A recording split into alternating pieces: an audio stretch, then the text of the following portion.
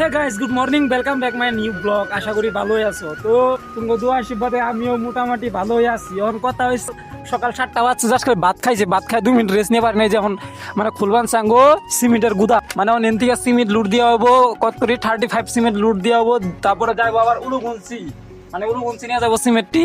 আর লুটটি নাম গইয়া রাখবো, কারণ কোন লেবার নাই। আর এত সকালবেলা কোনে লেবার বিশ্রাইব হয়। পরে দিবানছি আমি আর হ্যান্ডেল আলি সিমেন্ট লুট। মনে করো গাইছে এতদিন ধরে যে আরামের কাম করতে করতে অন্যরকম হয়েছে যে অল্প যদি জোরের কাম করি তাহলে মনে করো কষ্ট নাগে জায়গা, খুব কষ্ট যে বলো।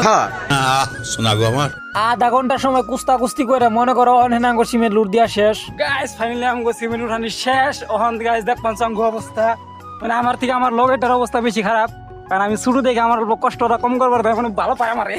বলেন কি? আমিও ভালো পাই আমার কষ্ট কম করবার দিলে। আবে সালে কিন্তু মানেরা বহুত কষ্ট করছে। চাঙ্গল ঘুরছুন গাইস, অবস্থা দেখো ইয়ার।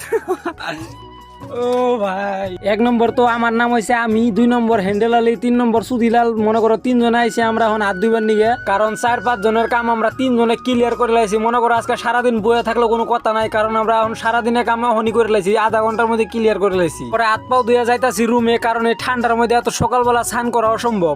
সকাল সকাল মনে করো 400 টাকার কাম করে লাইছি।